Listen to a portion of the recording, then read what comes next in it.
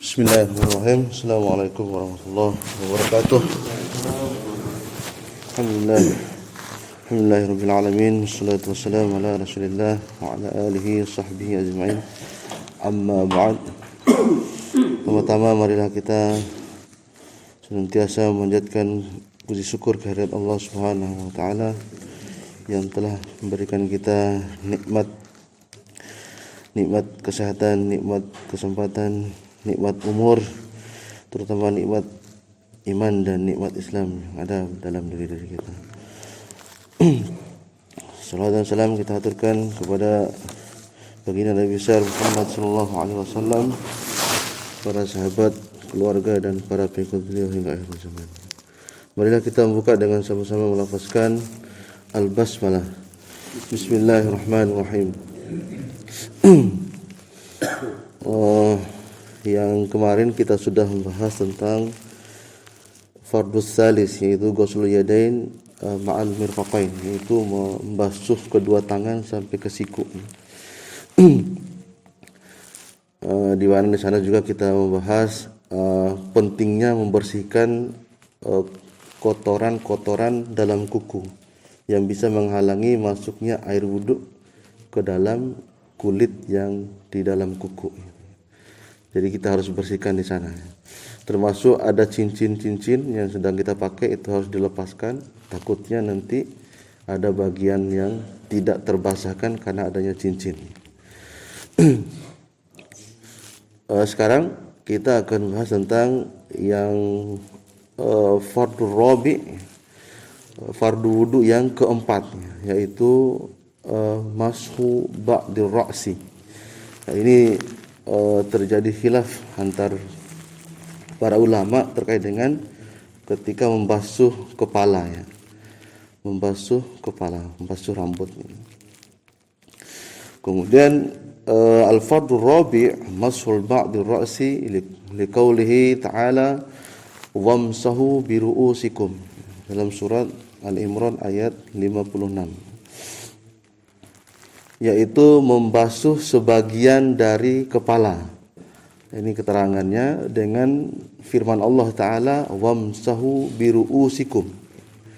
Para ulama beda pendapat terkait dengan kata bi di sini, ya, biru'usikum.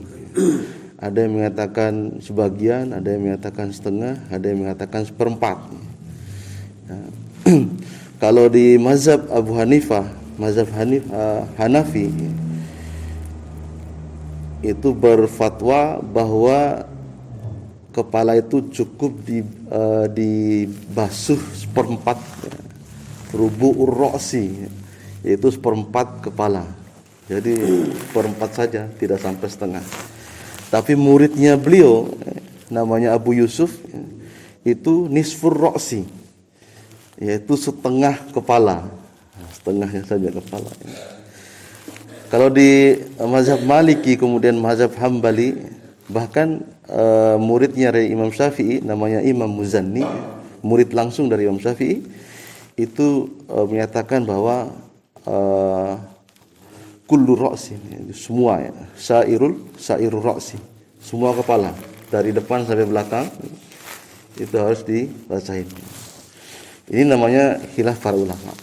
Kalau Imam Syafi'i, kalau di mazhab Syafi'i pada umumnya mengatakan walaisal muradu huna masha jami'ir ra'si. Maksudnya di sini dalam ayat ini bukan keseluruhan dari kepala itu ketika membasuh kepala. Li hadisil Mughirah radhiyallahu anhu, dengan alasan hadis dari Al-Mughirah radhiyallahu anhu, an-Nabi sallallahu alaihi wasallam tawadda'a wa masaha binasiyatihi wa ala imamatihi wa ala al-khuffain. Al-Mughirah mengatakan Nabi melihat Nabi sallallahu alaihi wasallam berwudu dan membasuh bagian depan kepalanya saja. Jadi Mughirah, seorang sahabat, melihat Nabi cuma gini-giniin di depan kepalanya saja. Kemudian wa'ala imamah, kemudian dalam imamahnya cuma simbolisasi di atas, gini. cuman pegang di atas saja. Jadi itu. Kemudian ketika memakai khauf, pakai sepatu, itu cukup di bagian atasnya saja. Di dalam keadaan seperti itu. Ini rawahu Muslim, hadis riwayat Muslim.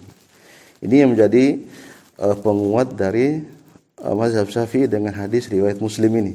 Ya. Dan sudah kita tidak ragu lagi bahwa hadis riwayat Muslim itu hadisnya sahih. Tapi ada juga riwayat yang Bukhari Muslim yang menyatakan ditafsir dengan semua. Makanya Imam Malik kemudian Imam Ahmad itu menyatakan membasuh semua. Jadi kesimpulannya ada dua dalil yang sama-sama kuat, itu boleh kita pakai semuanya. Boleh pakai satu-satu. Tapi di mazhab Syafi'i cukup bagian-bagian kecil kepala saja. Ini alasan selanjutnya, wali anna, karena pada dasarnya man amarra yadahu ala hamatil yatim saha an yuqal masaha bi ra'sihi. Siapa yang mengusap kepala, siapa yang mengusap ubun-ubun anak orang yatim, ada di hadis siapa yang memegang ubun-ubun anak yatim itu, maka cukup dikatakan di sana dia sudah memegang kepala anak yatim. Jadi enggak perlu diusap semua, cukup pegang ubun-ubunnya saja, itu sudah nyatakan kita pegang kepala. Sama kayak kita nonjokin orang, itu alasannya. Nonjokin orang bagian depan kepala gini, enggak perlu kita nonjok semua kepalanya, tetap dikatakan sebagai sudah nonjok kepala.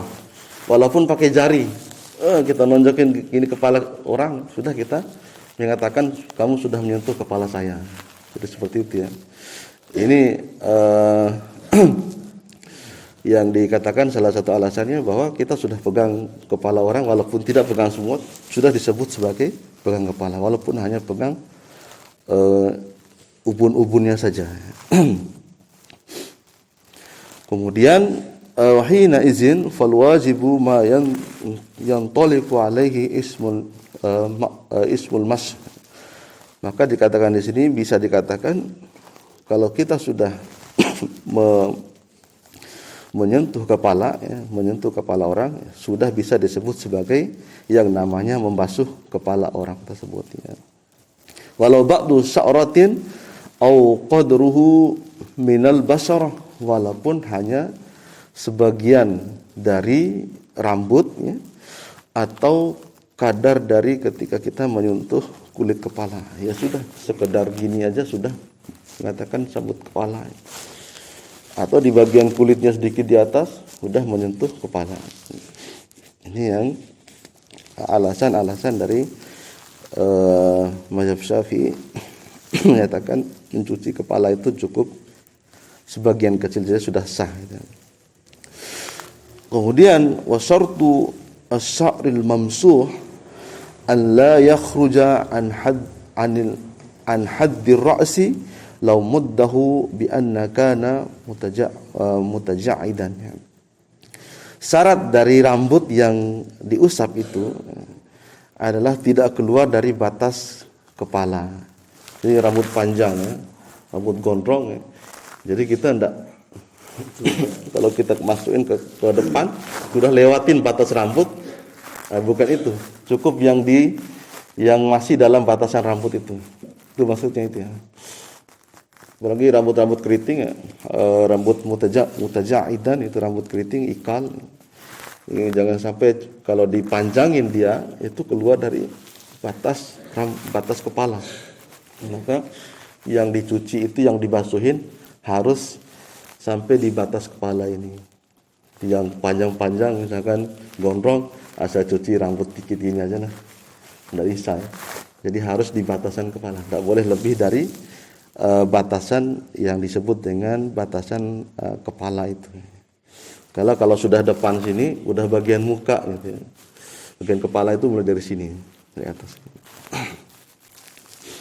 Itu yang namanya batasan tadi itu. Wala yadurru mujawaratu man bata al-mamsuh ala sahih. Kemudian tidak mengapa juga rambut yang sejajar dengan tumbuhnya rambut. Jadi rambut yang masih sejajar dengan tubuhnya rambut itu tidak ada masalah ya untuk diusap ya. Jadi sah gitu ya. Tidak ada masalah. Walau ghusla ra'sihi badalal masah. Di sini juga dikatakan bisa juga kita menyatakan mencuci kepala sebagai ganti mengusap ya. Dikatakan mencuci ya, tidak hanya mengusap biasa tapi kita mencuci juga bisa.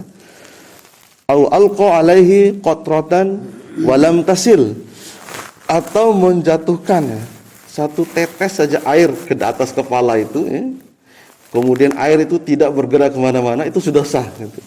Itu kita tetesin air gitu, satu tetes saja masuk ke kepala sudah disebutkan di sini bahwa itu sudah sah. Au wada'a yadahu allati 'alaiha al-ma'u ala ra'sihi, atau hanya sekedar meletakkan tangan, tidak digerak-gerakkan. Taruh tangan, sudah basah tangan kita, taruh gini di atas kepala tanpa digini-giniin juga. Di mazhab Syafi'i ini sangat mudah untuk masalah ini, sudah disah dinyatakan membasuh kepala. Itu walau yamurraha ajjahu ala sahih. Walau kita cuma meletakkan kepala yang sudah kita ambil tangan itu, kemudian lam yamurraha, kemudian kita tidak mengusap-ngusapnya ya, bagian-bagian yang lain, bagian-bagiannya itu menurut pendapat yang sahih dalam mazhab. Jadi hanya sekedar gini aja sudah, gini ya, tidak digerak-gerakkan, hanya letakkan tangan sudah bisa di mazhab Syafi'i. Kemudian qala An-Nawawi fi Ziyadatir Rawdah fi kitab Rawdatul Talibin, wala tata'ayyanu al-yadu lil mashi, itu tidak harus mengusap kepala itu dengan tangan untuk membasuhnya. Bisa juga yazuju bi khasbatin ya, bisa juga dengan kayu, ini kan enggak mungkin juga ya. Au bi khirqatin, au dengan potongan-potongan kain boleh ya. Wa ghairiha atau lain sebagainya. Kemudian wayaziyahu mashu ghairihi lahu, dan boleh juga dibasuh oleh orang lain, misalkan karena dia enggak punya tangan, potong tangan gitu, tapi di kepalanya dibasuhin oleh orang lain, boleh. Wal mar'atu karrijalu fil mashi, wallahu a'lam bissawab. Itu yang perempuan juga sama kasusnya seperti laki-laki dalam hal mengusap ini. Jadi cukup ya, biar dia apalagi rambutnya panjang ke sini. Tapi kalau pakai mazhab Hambali atau Maliki itu boleh sampai di batasan kepala di belakang ini. Perempuan juga gitu, enggak perlu basahin semua rambut, tinggal dibalikin dikit ya. Tapi kalau di dalam keadaan-keadaan tertentu, misalkan tempat-tempat terbuka, perempuan boleh hanya sekedar membasuh kepala itu di atas jilbabnya, boleh. Di atas jilbabnya itu dibolehkan oleh para ulama. Dalam keadaan sama kasusnya seperti lagi pakai imamah atau lagi pakai khuf, pakai sepatu dalam perjalanan itu susah membukanya, boleh kita mengusapnya. Ini sebagai dalil untuk perempuan kalau di tempat-tempat yang darurat boleh hanya sekedar basahin jilbabnya bagian atas untuk wudunya. Nah ini, atau di bagian depan aja, kalau jilbab kelihatan dikit saja, sekedar gini aja sudah selesai di mazhab Syafi'i. Syafi'i kemudian simbolisasi juga di atas rambut, di atas jilbab ya, maka itu sudah sah dalam membasuh kepala. Jadi ini khilaf lagi antara para ulama ya terkait dengan membasuh kepala ini. Jadi kalau di mazhab Syafi'i itu sangat mudah sekali, hanya sekadar menyentuh saja itu sudah sah. Kalau di mazhab Maliki Hambali dan salah satu muridnya Imam Syafi'i namanya Imam Muzanni menyatakan semua kepala dari depan sampai belakang. Kemudian yang Abu Hanifah seperempat kepala, kemudian Abu Yusuf setengah dari kepala. Ini antara Abu Hanifah sama Abu Yusuf, itu murid sama guru. Gurunya Abu Hanifah, muridnya Abu Yusuf. Abu Yusuf juga termasuk guru dari Imam Syafi'i. Imam Syafi'i karena tidak ketemu dengan Abu Hanifah, maka Imam Syafi'i belajar kepada muridnya Abu Hanifah, namanya Abu Yusuf. Kemudian ada juga murid yang kedua juga Abu Hasan Asy-Syaibani, itu termasuk dari guru dari Imam Syafi'i juga. Tapi ketika membahas masalah ini, beda ini antara murid sama guru. Beda. Imam Ahmad juga belajar sama Imam Syafi'i. Jadi beda juga ngambil kesimpulan. Nah, ini namanya kita beda pendapat dalam hal masalah dalil. Wallahu a'lam bishawab, itu yang bisa sampaikan insyaallah. Terus selanjutnya kita akan membahas tentang wajib wudu yang kelima. Ada 6 nih wajib wudunya. Yang pertama niat, kemudian yang kedua membasuh muka, yang ketiga itu membasuh kedua tangan sampai siku. Sekarang yang keempat adalah membasuh sebagian kepala. Nanti yang kelima insyaallah membasuh kedua kaki, ya. Itu masuk di sunnah nanti dia. Nanti ada pembahasan sunnah wudu dalam mazhab Syafi'i. Sekarang yang wajibnya dulu, yang fardunya. Kemudian yang keenam tartib, secara tartib. Nanti setelah itu baru kita bahas terkait dengan sunnah-sunnahnya, sunnah dalam wudu. Ini yang fardu wudunya. Wallahu a'lam bishawab. Kita tutup bersama-sama lafazkan doa kafaratul majlis. Subhanakallahumma wa bihamdika asyhadu an la ilaha illa anta astaghfiruka wa atubu ilaik. Wassalamu alaikum warahmatullahi wabarakatuh.